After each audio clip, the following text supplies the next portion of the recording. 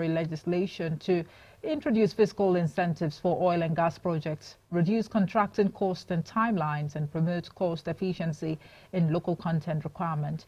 It was said it is anticipated that these investments will have a multiplier effect by catalyzing economic activity around these projects. And now the Secretary to the Government of the Federation, SGF, Senator George Akume, has explained why Nigeria is yet to achieve most of the objectives of the Sustainable Development Goals, SDGs.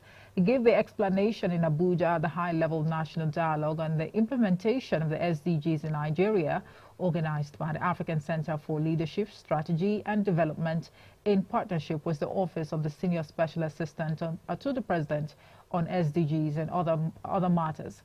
The SGF, who was represented by a director in his office, Ibok Abia, said it was unfortunate that despite being a novel idea, the SDGs, I beg your pardon, which place greater demand on the scientific community, are still being assailed by some challenges like global economic downturn, violent conflict in some countries, biodiversity loss, degradation, desertification, and climate change. The Lagos State Police Command has beefed up security at shopping malls and government warehouses where food items are stored in the metropolis to forestall any possible attack by miscreants. Similarly, authorities of a National Emergency Management Agency, NEMA, in the southwest region said its management had beefed up security around its warehouses in the region. According to media reports, the move is to forestall any attack on government warehouses and shopping complexes by miscreants who may take advantage of the current hardship and hunger in the country to break into facilities where food items are stored.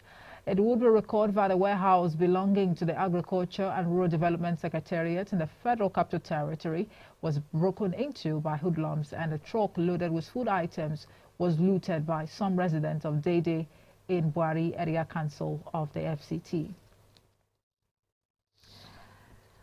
On the foreign scene, Alabama lawmakers have passed a bill to protect in vitro fertilization, that's IVF, clinics and doctors from lawsuits and criminal prosecution.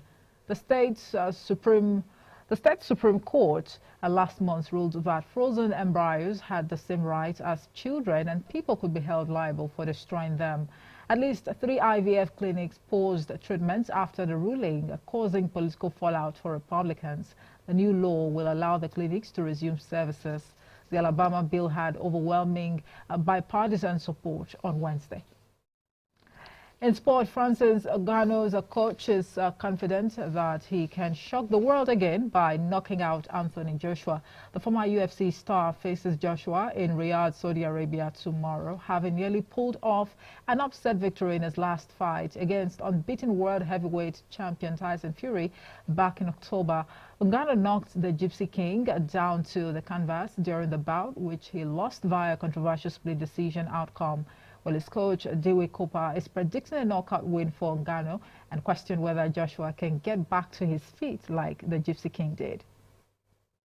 All right, that's it for the news at this hour. Thank you so much for watching. I am Omoise Peace of Semere. Good afternoon.